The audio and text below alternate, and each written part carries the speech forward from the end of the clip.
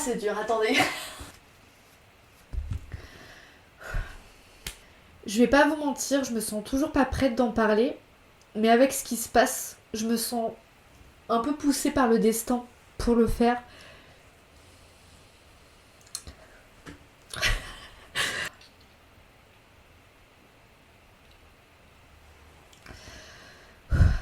Avec ce qui se passe, je me sens quand même poussée par le destin.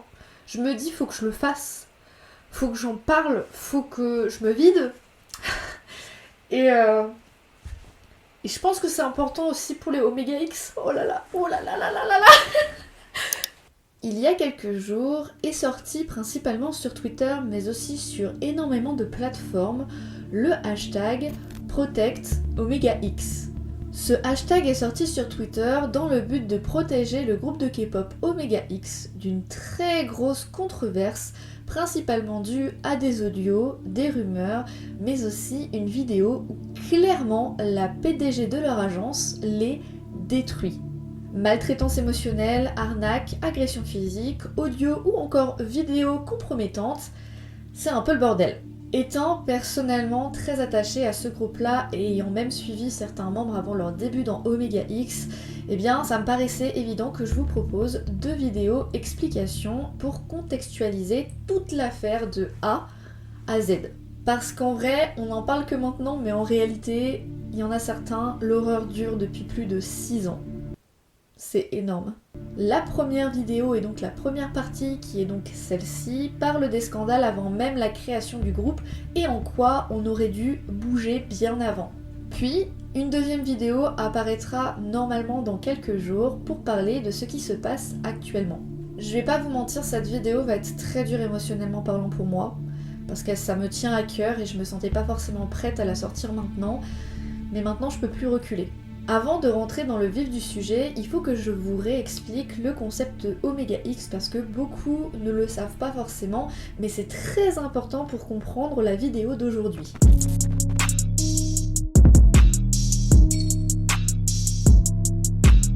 Le principe de Omega X est d'avoir créé un groupe en 2021 composé de 11 membres, tous issus de groupes ayant déjà dissous ou encore actuellement en pause. Pour certains, c'est un peu leur deuxième, voire même pour certains 5e chance de rentrer dans le monde de la K-pop. Vous avez sûrement très peu entendu parler de leurs anciens groupes puisqu'en plus d'être dissous, ils ont clairement eu peu de reconnaissance et peu de temps d'apparition.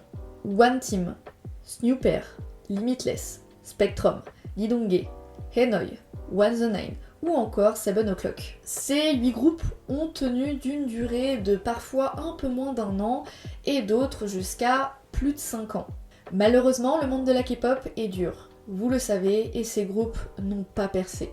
Mais pire que cela, ces groupes ont vécu beaucoup de problèmes en plus de Omega X. Problèmes d'argent, pauses mystérieuses, tentatives suicidaires, tournées catastrophiques et même dangereuses parfois, voire même un décès. Vous l'avez compris, avant même la création de Omega X, ces idoles ont souffert.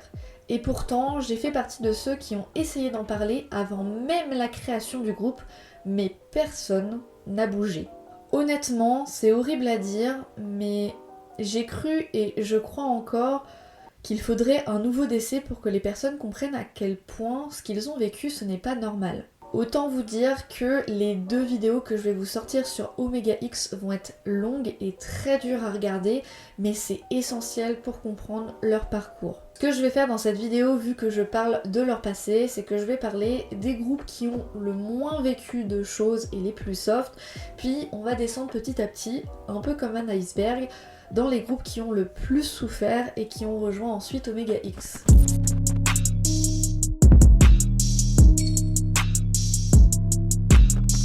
Le premier membre de Omega X à être dévoilé dans le monde de la K-pop, ce sera Sebin, le 13 octobre 2015, dans un groupe nommé Snooper. Snooper, c'est un groupe qui va débuter avec une musique nommée Shall We Dance le 16 novembre 2015.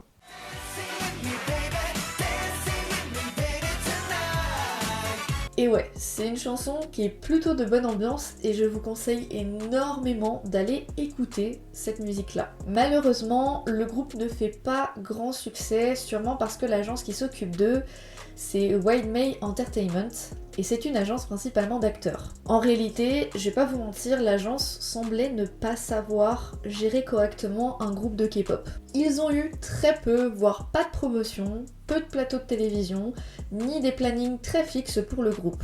Il y avait même une rumeur qui circulait à l'époque comme quoi les membres géraient eux-mêmes les plannings, leurs promotions, les déplacements, leur MV, leur coiffure, bref, c'est un peu des mères de toi. Les membres n'ayant pas forcément d'aide ni de promotion, il est normal que ce soit compliqué de devenir plus populaire par la suite. C'est pour cela que 3 membres du groupe, dont Sebin, va participer à l'émission The Unite. Je suis sûre que vous avez déjà entendu parler de cette émission avec l'extrait de Marco, ou encore celui-là où Taemin pleure parce qu'il revoit un ami traîné avec lui qui n'a jamais réellement bien débuté. Un passage qui a ému beaucoup trop de personnes. Le but de cette émission est très simple, c'est de donner une seconde chance aux groupes qui ont déjà débuté mais qui n'ont pas réussi à gagner en popularité. Ce projet a créé 2 groupes qui vont redébuter par la suite, un groupe féminin de 9 membres Unity et un groupe masculin de 9 membres également, UNB, pour une durée seulement de 7 mois. Ça n'a pas marché. Je vais pas vous mentir, l'émission en soi était plutôt une bonne idée, le concept était cool, mais les 2 groupes qui ont redébuté n'ont pas si bien marché que ça, et surtout, il y a eu pas mal de problèmes dans l'émission. Le premier problème, c'est le vote pour la finale. Comme l'émission Produce, on a juste appris que certains membres devaient faire partie du groupe et que d'autres non. Du coup, ça a pas mal gâché l'ambiance. Ce qui a pas mal gâché l'ambiance aussi, c'est la grève générale à cette période dans KBS. Et ça, en plus d'une mauvaise ambiance, ça a foutu des gros problèmes durant l'émission. Comme je le disais, les groupes finaux, en plus de ça, n'ont pas marché. Il y a eu très peu de promotion pour le groupe de filles, je crois qu'elles ont eu que 2 chansons, et les garçons n'ont pas réellement pu se mettre en avant en seulement 7 mois. Et surtout, c'était une émission très scénarisée. Dispute par ici, fausse amitié, ennemis devenus amis...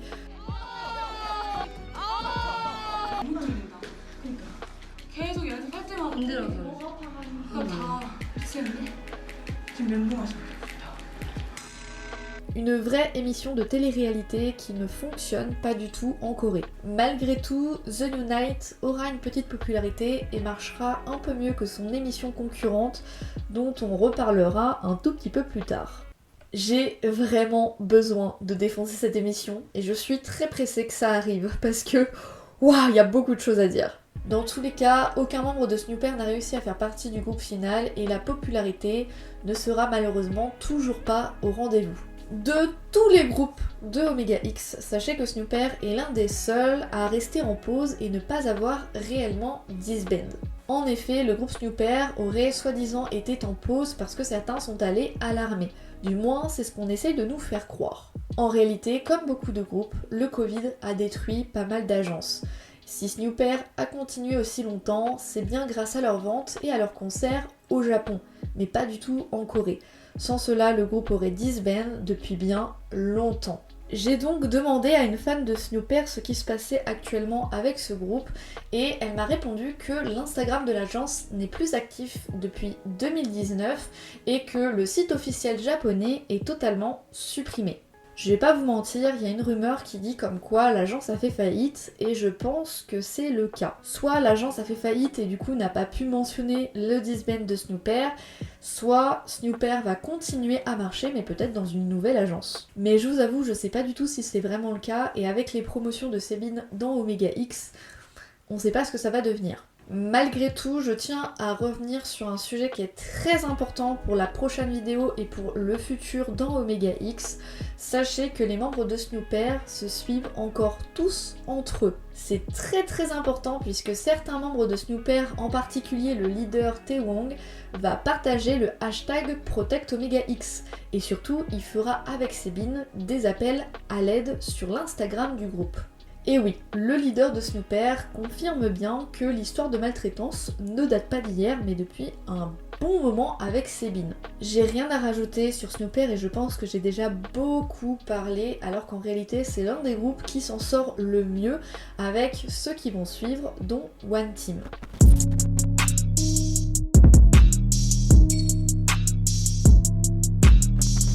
One Team, c'est le groupe de Xen et de Jaeyeon.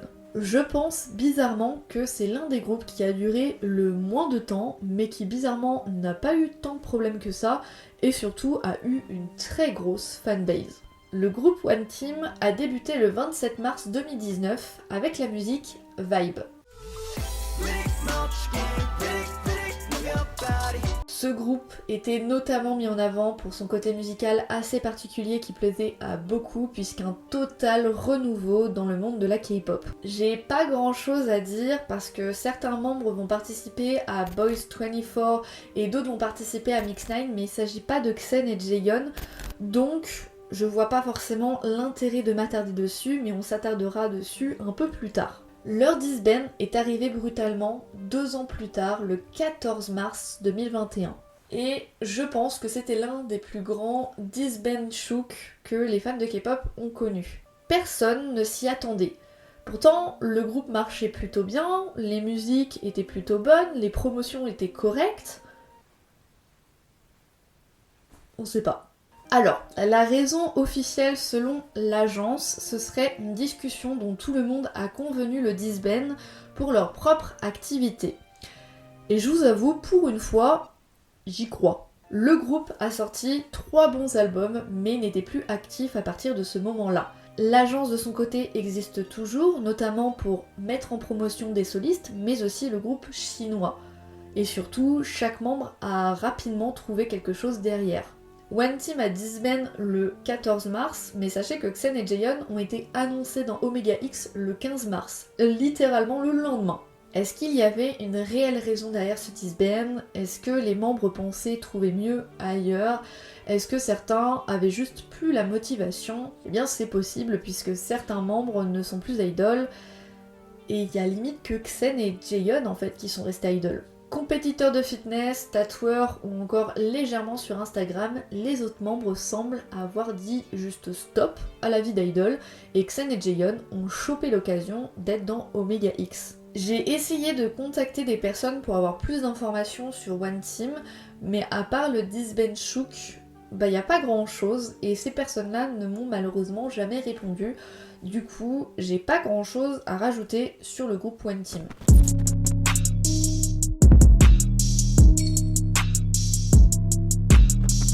Alors, Enoi, c'est le groupe de Kevin, Jonghoon et Yuk. Donc 3 membres qui étaient déjà dans le même groupe à l'époque. Et je vais être encore plus rapide avec eux que le groupe précédent puisqu'il n'y a pas beaucoup d'informations sur eux. J'ai beau avoir essayé aussi de contacter les fanbases sur Twitter ou même sur d'autres sites, eh bien personne ne m'a répondu. Enoi, c'est un groupe qui a débuté le 19 avril 2019 avec la chanson Bloom. Le groupe a eu très peu de popularité. Ils ont eu très peu de promotion et comparé à Snooper qui en a eu très peu aussi, eh bien eux, ils ont disband au bout de 2 ans en janvier 2021. De la même manière que Snooper, si vous notez sur YouTube Enoi, eh bien vous n'allez pas trouver énormément de vidéos sur eux. Il y en aura mais très peu. Il n'y a aucun des 3 membres qui ont eu des émissions de survival pour se rattraper et il n'y a pas l'air d'avoir eu de très gros problèmes avec eux, du moins du peu que j'ai réussi à trouver. Juste, Omega X, c'est peut-être la seule chance pour eux de devenir des idoles dans un groupe populaire et surtout de rester tous les 3 ensemble dans le même groupe.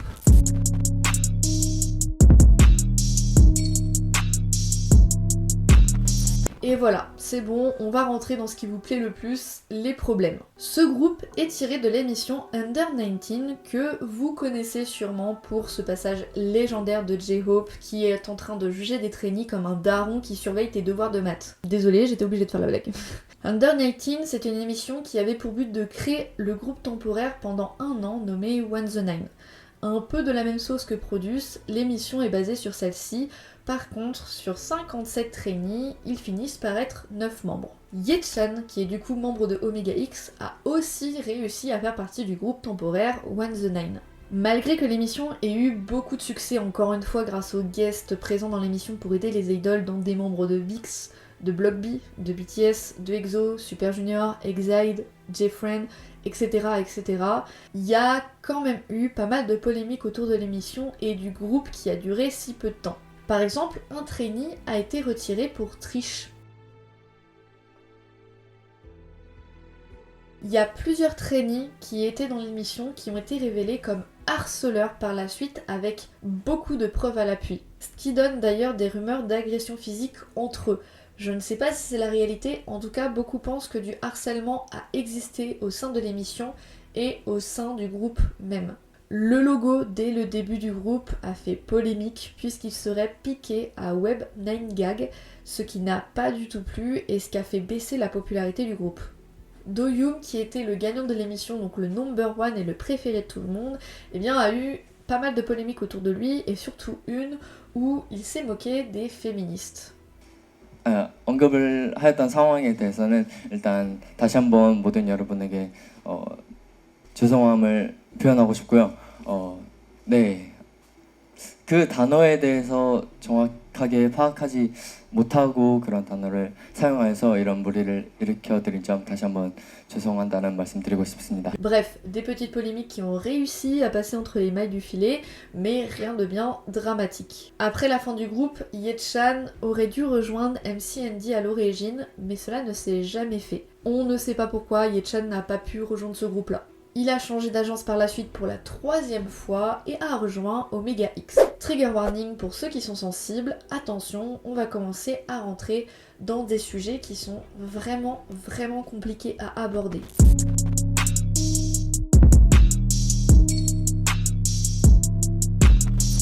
Alors bon, il y a beaucoup de choses à dire sur ce groupe et ça a été très compliqué de les ranger chronologiquement parlant. Limitless, c'était l'ancien groupe de Wee-chan. Mais avant de parler de Limitless, eh bien, Wee-chan a participé à une émission nommée Mix 9.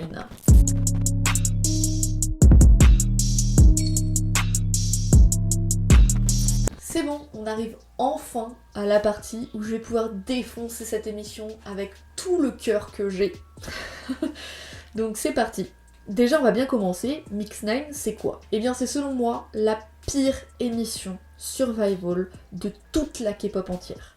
Et je ne blague pas quand je dis ça. Mix 9 était un projet de collaboration entre le réalisateur Han Dong-chul, qui était notamment le producteur des 2 premières saisons de Produce One On, et avec le producteur Yang Yoon-suk, anciennement PDG de YG.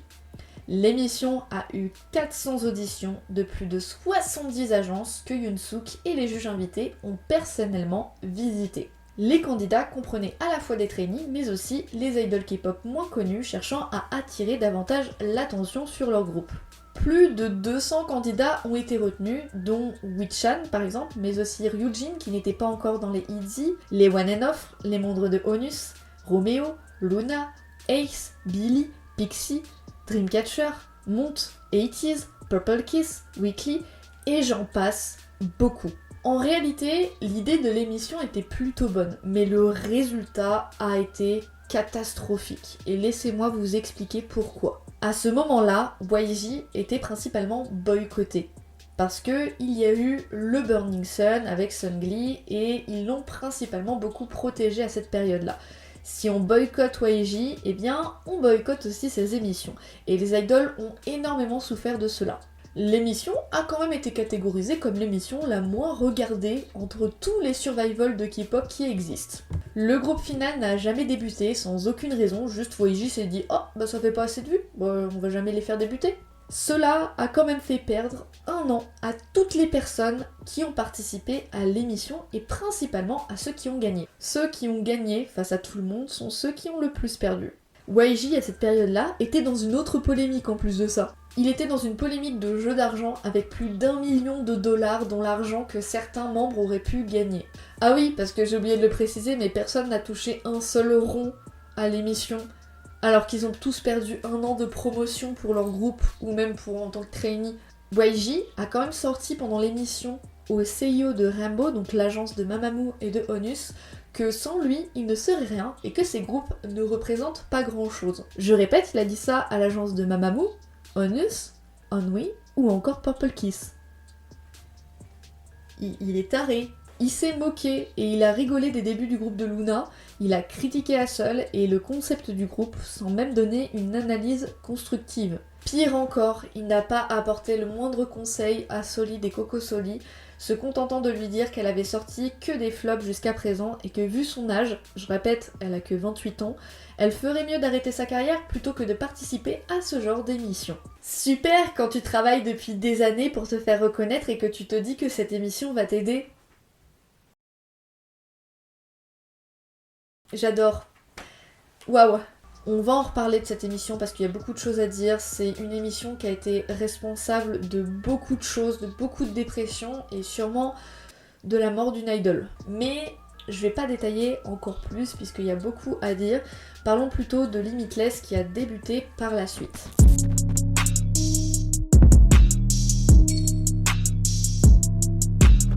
Limitless est un groupe qui a duré peu de temps puisqu'ils ont débuté en juillet 2019 avec la chanson Dream Play. Jusqu'en mai 2020, disband. Donc le groupe n'a même pas duré 1 an. L'histoire commence assez simplement à la base. Ils sont 4 membres. Vok, AM, Isok et Wichan. Vok étant le membre le plus populaire puisqu'il a participé à Produce Wanna On et que c'est un ami de Taeyong des BTS donc ça lui a fait de la pub. Bref, c'est souvent pour lui qu'on suivait le groupe et malheureusement les choses se compliquent par la suite. 2 membres ont été rajoutés sans qu'on comprenne pourquoi à partir du 2e album. Vok a eu des problèmes à cause de son ex-petite amie, Isok, un des membres, part de l'agence, et d'ailleurs, au bout d'1 an, celle-ci ferme ensuite. Apparemment, le groupe n'aurait pas disband, mais c'est juste que ça n'a pas été annoncé parce que l'agence a fait faillite. Par contre, s'il y a bien un truc que j'ai envie de revenir, c'est le départ du membre Isok, parce que en réalité, il est pas parti comme ça. Le 25 mai 2020, celui-ci dira sur Instagram « Bonjour, c'est Yoon Isok. À partir de maintenant, je vais vivre en tant que citoyen Yoon Isok, et non plus en tant que Yoon Isok de Limitless. J'imagine que vous êtes surpris. Nous n'avons plus de nouvelles de vous depuis décembre, mais je tenais à vous dire ceci. Aussi, je suis sincèrement désolée. À tous ceux et celles qui m'ont aimé jusqu'ici, merci beaucoup. » Celui-ci annonce dans ce communiqué qu'il ne souhaite plus devenir idol en seulement moins d'1 an après ses débuts. Évidemment, ça a intrigué énormément de personnes, dont moi, qui ne voudraient plus être idol comme ça, sans raison apparente. L'agence à cette période-là répondra n'avoir aucun contact avec Isok, qu'il était injoignable et surtout qu'il n'était pas au courant de son départ. Blablabla, c'est lui le menteur et nous, on dit la vérité. C'est le 10 août 2020 que celui-ci répond dans un communiqué sur Instagram qu'il a fait une tentative de suicide, plus ou moins à cause de l'agence et surtout de certains membres. Oh bah tiens, dis donc, assez étonnant. Si je devais résumer chronologiquement l'affaire, l'agence mère a fermé avant les débuts du groupe Limitless. À cause de cela, le groupe a été dans l'obligation de s'entraîner dans la rue et n'avait même plus cours avant même leur début. Cependant, il raconte que les membres restent soudés à ce moment-là. Par la suite, le groupe a pu faire leur promotion dans l'objectif de réaliser leurs rêves. 2 membres chinois ont été rajoutés au groupe, sans réellement de compréhension selon lui. Des disputes ont éclaté, ce qui a mené à des violences verbales entre les membres. À partir de là, je ne vais pas vous mentir, je ne sais pas du tout la raison de leur dispute entre membres, mais c'est ce que Isok raconte. Selon lui, il y a eu des disputes assez violentes entre eux, et c'est ce qui a fait qu'il a voulu partir de l'agence. D'ailleurs, j'aimerais qu'on évite de faire des raccourcis sur ce sujet-là. Nous ne savons pas quel membre se dispute avec qui, lequel est violent verbalement et pourquoi cela est arrivé, c'est assez flou. Isok racontera aussi que Wichan, donc le membre qui fait partie de Mega X maintenant, ne faisait pas part des disputes mais prenait un peu quand même dans la gueule avec Isok et que c'était très compliqué à gérer pour les deux. En effet, les membres se disputent, l'agence dit que c'est de sa faute et lui il ne tient plus. Il a demandé la résiliation de son contrat qui n'est jamais arrivée, alors il a décidé de partir de lui-même. C'est un témoignage vraiment poignant qui fait super mal au cœur et que je vous conseille d'aller lire, j'essayerai de le mettre en description. Le groupe a par la suite plus donné de nouvelles et évidemment Wee-chan a perdu une occasion en or de devenir idol pour la 2e fois. Entre Mix 9 et Limitless, le pauvre n'a pas pu être mis en avant lui aussi. Et là, pour le moment, je ne parle que de la popularité, mais en réalité, il y a aussi les rumeurs de violence et d'agression que Wee-chan aurait pu vivre, que ce soit avec les Limitless, mais aussi pendant l'émission Mix 9. Omega X, c'est juste sa 3e chance de devenir idol.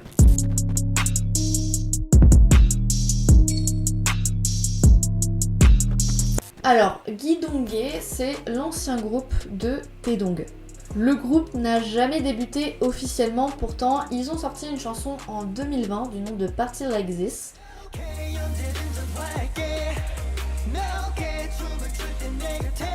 Puis, 8 mois plus tard, le groupe Gidonghae disband. L'agence a duré 1 an, même pas, et elle est fermée maintenant à l'heure actuelle. Cependant, avant ce groupe, il y a eu beaucoup de choses à dire sur Taedong, qui a participé à 2 émissions. Boys 24 en 2016, qui n'a pas réellement marché, et Produce 101, arrivé 30e sur 100, éliminé à l'épisode 10. Suite à l'émission Produce 101, Taedong aurait dû faire partie de JBG. Cependant, il a coupé le contact avec son label et a demandé une résiliation de contrat.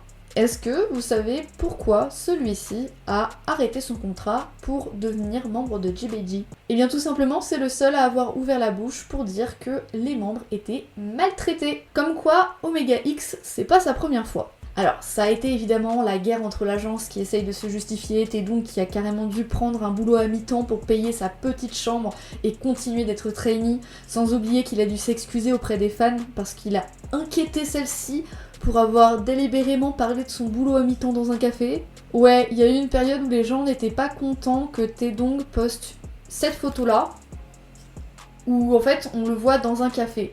Mais parce qu'il parlait tout simplement du fait que bah oui, il a un boulot à mi-temps et que derrière en fait c'est pas simplement tu deviens trainee en claquant des doigts. Je suis désolée d'avoir causé autant d'anxiété à mes fans. Je n'ai pas abandonné mon rêve de devenir chanteur et je continue à m'entraîner dur. Je voulais danser, mais je n'avais nulle part où pratiquer confortablement. Je ne voulais pas accabler mes parents en me demandant de l'argent. J'ai décidé de travailler pour pouvoir payer la chambre moi-même. Je suis désolée de ne pas pouvoir me tenir devant mes fans et de vous faire tous attendre sans promettre en raison de mes circonstances problématiques. Je n'ai jamais eu l'intention de vous tromper tous, mais je ne voulais pas en parler sans une solution appropriée. Je suis désolée de vous avoir inquiété, je voulais marcher sur le chemin des fleurs avec vous, mais au lieu de cela, je vous ai fait attendre et je vous ai blessé à la place. Si je vous dis cela et que je vous parle de Taedong, c'est tout simplement parce que Omega X, c'est pas sa 2e chance dans la K-pop, mais sa 4e chance de rentrer dans le monde de la K-pop. Et il continue à être acharné de boulot, à faire des émissions et à avoir des problèmes, sans compter son petit boulot, la maltraitance, l'argent qu'il doit encore à certaines personnes ou à certaines agences et la haine qui s'est prise sur les réseaux. C'est quand même fou de vouloir continuer à devenir idol avec tout ça. Et je sais, il y a certains qui vont me dire que c'est la vie, certains ne deviennent pas idol parce que rien ne marche, mais juste, je veux préciser que chacun mérite une place et que surtout Taedong n'a jamais réellement perdu espoir malgré les nombreux échecs qu'il s'est mangé. Omega X était et est son seul espoir pour devenir idol. Et c'est ça qui est désastreux. Si Omega X disband, il a plus aucune chance de faire ce qu'est son rêve. Et pourtant, il a tout donné pour.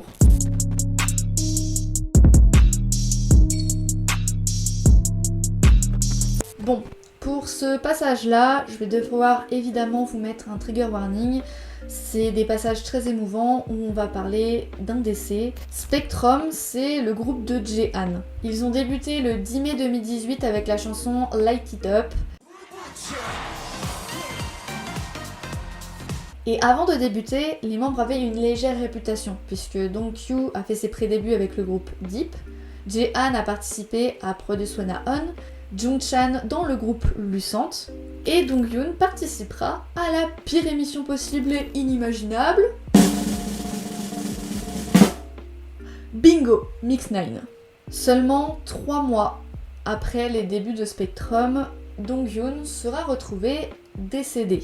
La famille a voulu garder la cause de son décès secret et cela se comprend, et il sera décédé à seulement 20 ans, 3 mois après ses débuts. J'ai décidé de demander à nouveau à une amie qui suivait le groupe de me donner plus d'infos précises, puisqu'elle a déjà d'ailleurs parlé avec Donghyun peu de temps avant sa mort. Autant vous dire que c'était dur pour elle de revenir sur le sujet, donc je tenais à la remercier. Je vais peut-être pas être très joyeuse ces derniers moments-là dans la vidéo, parce que c'est un passage qui m'a beaucoup retourné à plusieurs reprises quand je l'ai écrit, et même quand là je le relis, ça me... Pour avoir légèrement parlé avec Donghyun, mon ami raconte qu'il a très mal vécu l'émission Mix9. Il dira même apparemment à plusieurs reprises dans des lives que c'était l'une de ses pires expériences. Quand j'ai demandé à mon ami ce qui a fait que Mix9 c'était compliqué pour lui, elle m'a répondu qu'il voulait être à la hauteur des autres et qu'il ne se sentait pas capable de cela. Il se sentait juste pas à la hauteur d'un Engyum ou encore d'un Hongjoong des 80s. Ensuite, il faut savoir qu'on ne sait pas les réelles causes de la mort de Donghyun, on ne peut que spéculer. Maladie, suicide, problème cardiaque ou entraînement trop chargé, on ne sait pas. Je lui ai demandé, selon elle, si Mix9 avait influencé son décès, et en tout cas, elle m'a répondu que oui, elle en était sûre. Cette émission a détruit Donghyun. Je vous rappelle que à l'intérieur, il y a quand même plusieurs rumeurs de maltraitance, de violence psychologique et physique lors de cette émission, et que certaines paroles dégueulasses de YG ont été enregistrées dans les épisodes finaux. J'imagine même pas ce qui a dû être cut pendant cette émission. Alors encore une fois, je vous dis pas de croire que Mix9 est responsable de tout. Cependant, soyons d'accord, vu tout ce qui s'est passé à l'intérieur, ça a dû pas mal influencer le mal-être de Donghyun, et du coup, son décès a sûrement été influencé par cette émission, ça c'est clair. Évidemment, je vais pas vous mentir, ce décès a impacté énormément de personnes, dont les fans, mais ça a permis aussi de ramener pas mal de pubs au groupe Spectrum. Vous savez, c'est le genre de pub malsaine qui donne de la lumière à un groupe totalement traumatisé. Et bah c'était totalement ça. Donghyun, c'était pas spécialement que un ami à Jaehan du groupe Omega X, mais aussi à tous les autres membres du groupe Omega X, puisque tout le monde le connaissait, que c'était quelqu'un d'adorable, et ça n'a pas impacté que le groupe Spectrum, ça a impacté énormément d'autres groupes, dont Omega X. Sachez quand même que Spectrum a dû redémarrer plusieurs mois après avec Dear My dans l'album Timeless, et ça a cartonné grâce ou à cause du décès de Donghyun, qui les a mis en lumière. Mais vous savez, les gens se lassent rapidement quand il n'y a plus de malheur. Du coup, au bout de 2 comebacks, ils ont dû disband parce que ça ne marchait plus. Je suis un peu émotive parce que c'est pas la première fois que ça arrive. Ça arrive très souvent. Trop souvent. Ce décès, il a impacté énormément de personnes, dont moi, les membres d'Omega X, ou encore les fans tout simplement. Et je me dis, là, on bouge que depuis quelques jours. Mais ça fait des putains d'années qu'ils vivent l'enfer. Ça fait des putains d'années qu'ils ont souffert, les membres. Mais on bouge que maintenant, parce qu'on a des preuves maintenant. Ça fait des années qu'Omega X, ils attendent juste du soutien parce que ça fait des années qu'ils souffrent. En vrai, je peux pas en vouloir aux personnes qui n'ont pas suivi Omega X. Parce que vous pouvez pas savoir, vous auriez pas pu. Et même si vous saviez, moi je voulais pas, et je veux toujours pas en fait, que Omega X gagne de la visibilité grâce à un scandale. J'ai pas envie parce que ce qui s'est passé avec Spectrum autour de la mort de Donghyun, j'ai juste peur que ça arrive à Omega X aussi, parce que les gens sont intéressés pour le scandale et pas pour leur musique. Bref, on va passer à la partie la plus dure et la plus longue pour moi personnellement, puisqu'on va parler du groupe 7 O'Clock.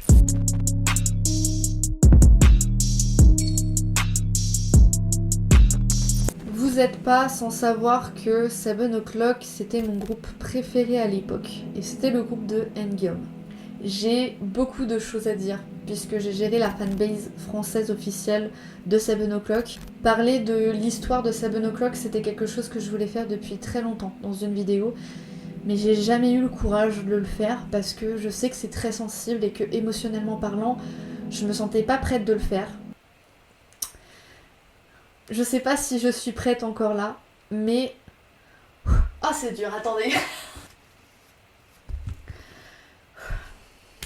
Je vais pas vous mentir, je me sens toujours pas prête d'en parler, mais avec ce qui se passe, je me sens un peu poussé par le destin pour le faire.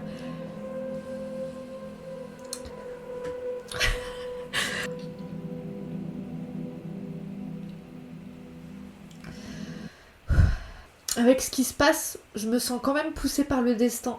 Je me dis, faut que je le fasse. Faut que j'en parle. Faut que je me vide. Et je pense que c'est important aussi pour les Omega X. Oh là là, oh là là là là là là. Je m'excuse, mais je vous préviens avant, ça va pas être Dream Pop qui va parler avec professionnalisme d'un sujet, mais ça va être moi, genre en tant que fan, la fan de 7 O'Clock, la fan de N-Gyum, qui va parler avec affection de son groupe préféré à l'époque, voilà. 7 O'Clock, c'est un groupe qui a débuté chez Starro Entertainment le 16 mars 2017 avec leur chanson Echo.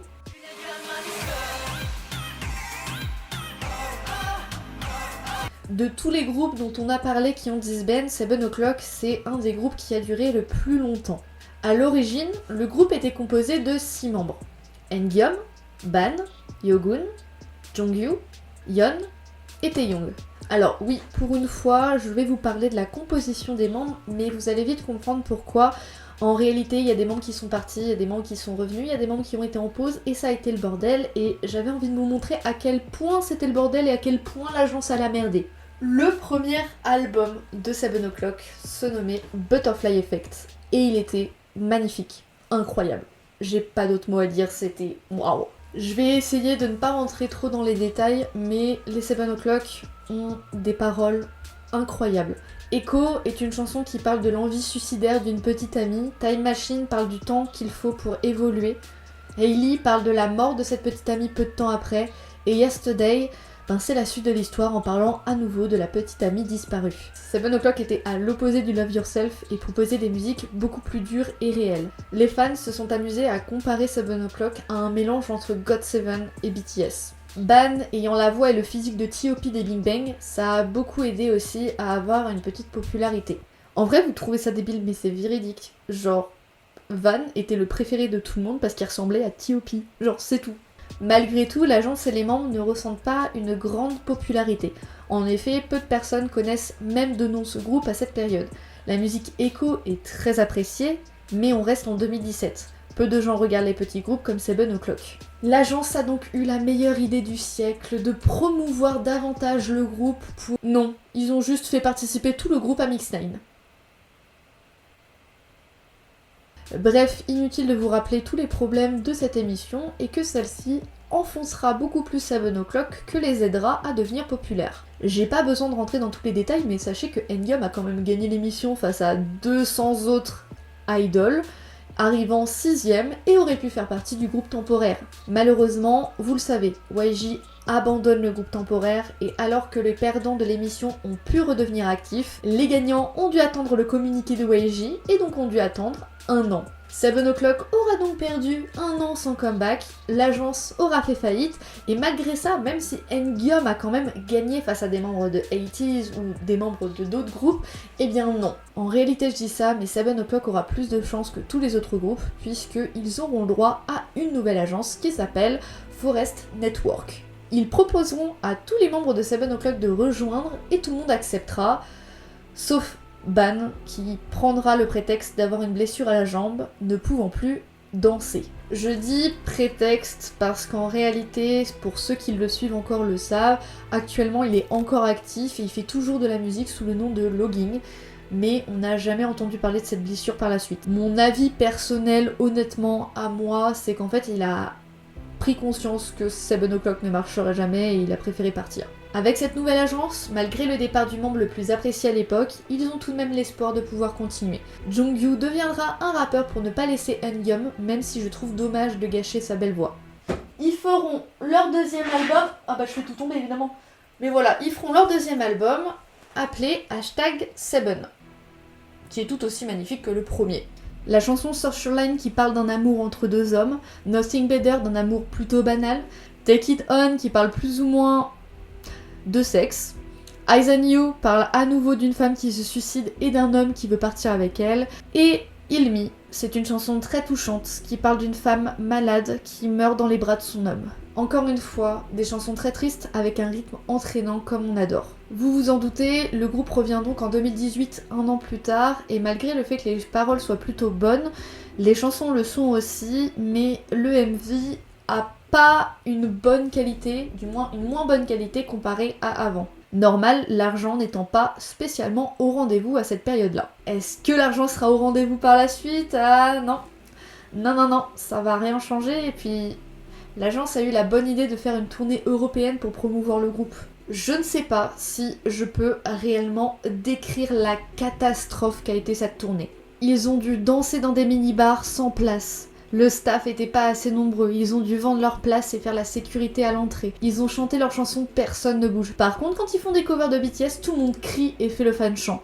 Ce qui les a obligés à faire beaucoup de covers et à ne représenter que très peu leurs chansons. Et surtout, le plus important, c'est qu'ils se blessaient très souvent à cette période-là. Les places étaient si petites, l'endroit inconfortable, et pourtant ils réalisaient des covers complexes de BTS qui nécessitent justement une bonne place. Je pense vraiment qu'à cause de cette tournée en début 2019, les choses ont déraillé. Jonghyun et Yeon commençaient à ne plus devenir énormément actifs dans le groupe, les chansons semblaient de plus en plus inquiétantes et honnêtement, rien ne marchait pour eux à cette période-là.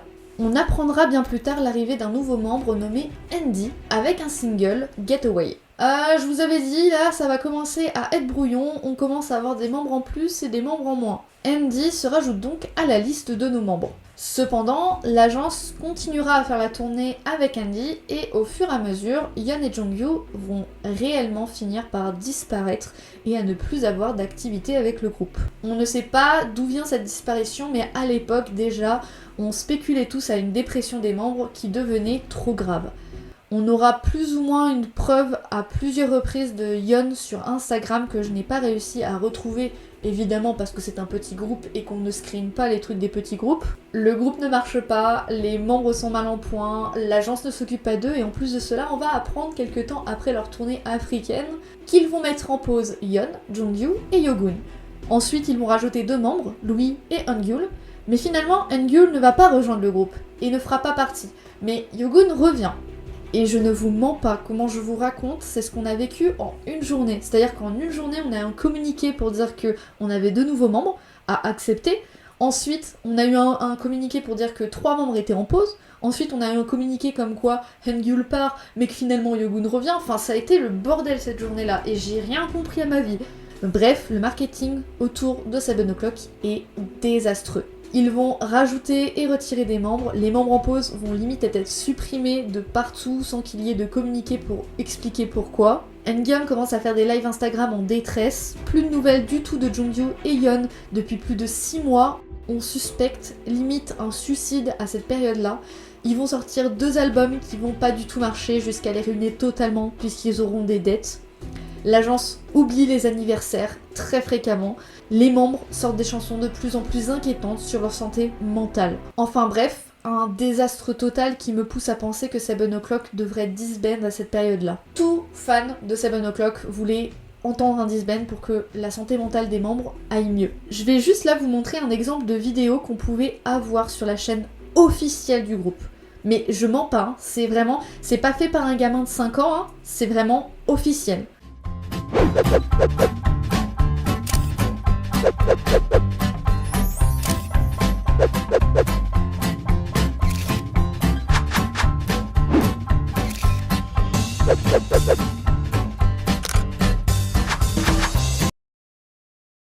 Ce n'est pas une blague, c'est littéralement ce qu'il y a eu comme présentation des membres à un moment. D'ailleurs, vous pouvez toujours la retrouver sur la chaîne officielle de 7 O'Clock. Ils ont oublié les 2 membres qui étaient en pause, comme s'ils étaient plus là. Eungyun, c'est simplement le leader, alors que, je rappelle, il écrit, donc il compose, il chante, il rappe, il danse, il sait tout faire. Et on lui dit juste, non, toi t'es juste leader. C'est juste un putain de diaporama moche et même pas complet. En parallèle de cette catastrophe, Eungyun décidera toutes les semaines de nous offrir des chansons sur SoundCloud. Et aucune de ces chansons ne seront prises pour les albums par la suite, ce que je comprends pas parce que le dernier album contient que 2 chansons.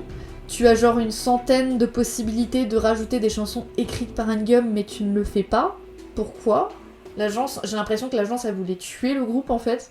J'en ai d'ailleurs beaucoup parlé sur ma chaîne et principalement sur l'onglet communauté, mais les chansons de N-Gum sont loin d'être joyeuses, à cette période-là en tout cas. Une d'entre elles s'appelle par exemple Netflix, et c'est la chanson de mon outro, et elle parle simplement de son envie de s'effacer de ce monde. Et à cette période, ces chansons, c'était que ça. Il y a une musique que j'ai traduite à l'époque, avec les paroles qui disaient qu'il voulait mourir, mais qu'il reste seulement parce qu'il ne savait pas à qui donner son chien. C'était la seule chose qui le tenait en vie à cette période-là, son chien.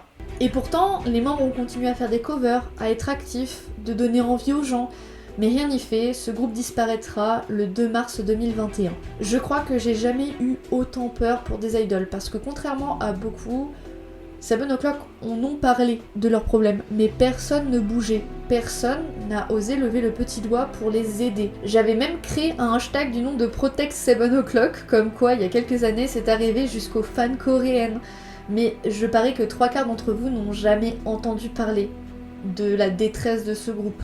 Et je vais pas vous mentir, ça me fait putain de mal de me dire que les gens sont les premiers à pleurer quand on parle d'un décès, mais que quand on parle de personnes qui se sentent pas bien, ce sont les premiers à crier « Ah non mais j'aime pas les musiques, ah non mais je vais pas soutenir un groupe dont j'aime pas les musiques, ah ouais mais bon c'est moyen quoi ».